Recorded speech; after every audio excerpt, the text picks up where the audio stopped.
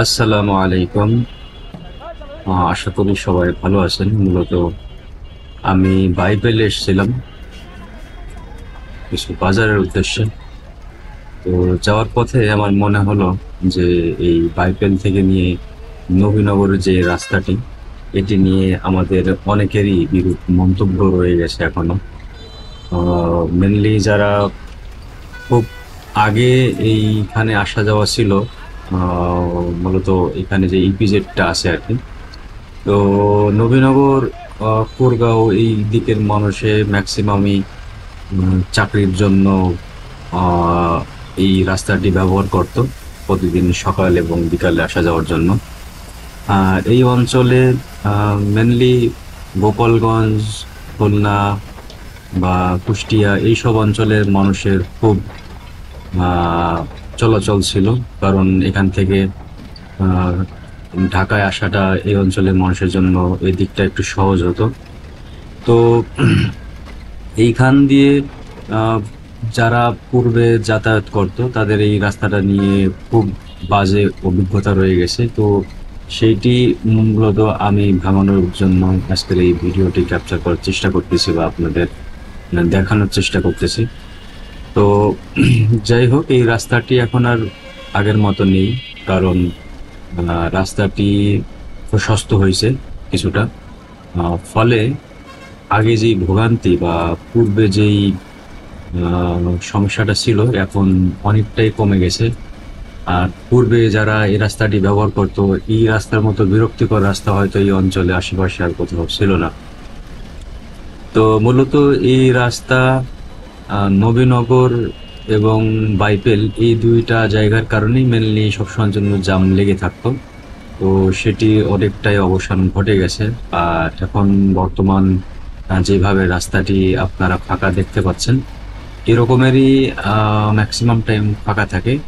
কিছু কিছু সময় ট্রাফিক পুলিশ ওদের অ্যাক্টিভিটিসের কারণে অনেক সময় একটু যানজট লাগে। যেমন নবীনগর যেতে যেই আহ, গোল চত্বরটি আছে, ওইখানে মাঝে সাঝে জ্যাম হয়।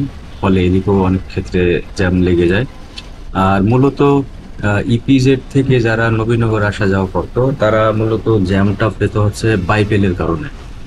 তো বাইপেল এখনো আগের মতোই আছে, কিন্তু থাকলেও আগের মতো আর এখানে জ্যাম পড়ে না, যেহেতু এই রাস্তাটা এখনো কাজ কমপ্লিট হয়নি।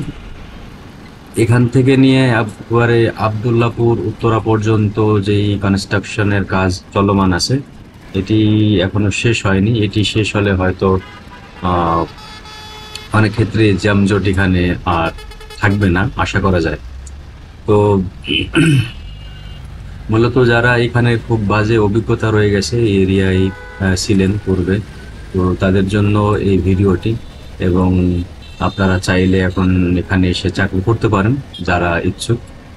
আগের যে সমস্যাটা ছিল, অফিস আওয়ার শেষে দেখা যাচ্ছে যে বাসায় ফিরতে ফিরতে অন্তত অন্তত না হলেও এক, যেখানে 5 মিনিটের রাস্তা নবীনগর থেকে ইপিজেড যদি আমি বলি, এখানে সর্বোচ্চ রাস্তা যদি আমি বাসে যাই 5 থেকে 7 মিনিটের রাস্তা ম্যাক্সিমাম। আর এখন যেভাবে আমি রিক্সায় যাচ্ছি, এভাবে গেলে হয়তো এরকম 10 থেকে 15 মিনিট ম্যাক্সিমাম হয়তো লাগতে পারে। তো এই রাস্তাটাই কিন্তু একটা সময় অভিশপ্ত রাস্তা ছিল। যারা এখানে আসা যাওয়া করতো খুব বিরক্ত ছিল, কারণ অফিস আওয়ারের পরে এই 5 থেকে 10 মিনিটের রাস্তা অতিক্রম করার জন্য, কাজ শেষ করে এসে বা অফিস আওয়ারে অফিসে যাওয়ার জন্য, তখন এইখানেই মূলত 1 ঘন্টা, 2 ঘন্টা, 3 ঘন্টা অনেক ক্ষেত্রে জ্যাম পড়তো, মানুষ চলাচল করতে পারতো না। তো খুব ভয়ানক পরিস্থিতি ছিল, যেটা আসলে এখন নেই।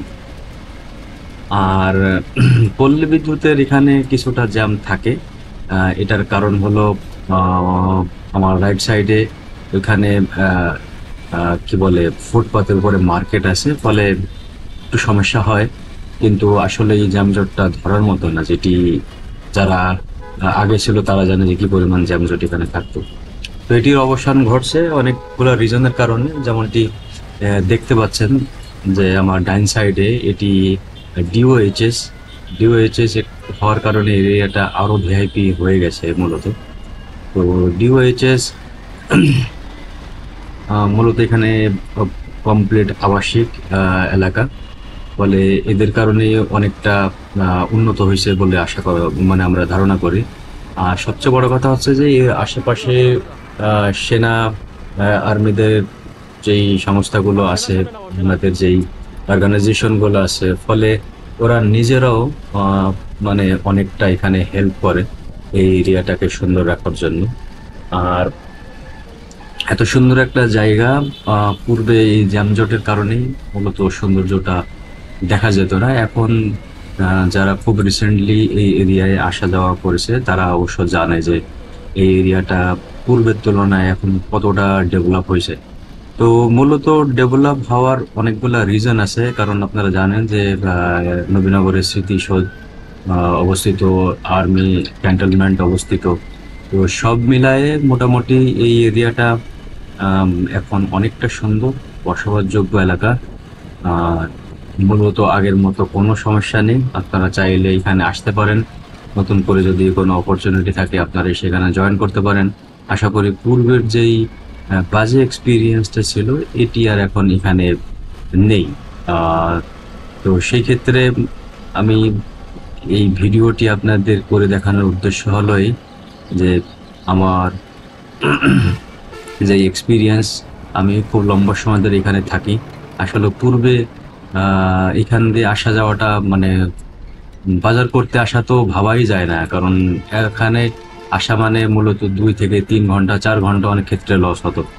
আর এখন মূলত আমরা চাইলেই নবীনগর বা এই সাইডে যারা আমরা বসবাস করি তাদের জন্য খুব কঠিন বিষয় না।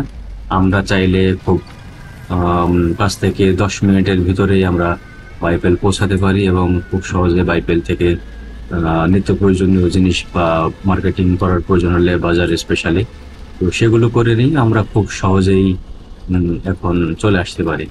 তো যাই হোক, আমি ইতিমধ্যে অলরেডি নবীনগরের কাছে চলে এসেছি। আপনি হলটা দেখতে পেলেন আর কি, সেনাজি হলটা এখানে আছে।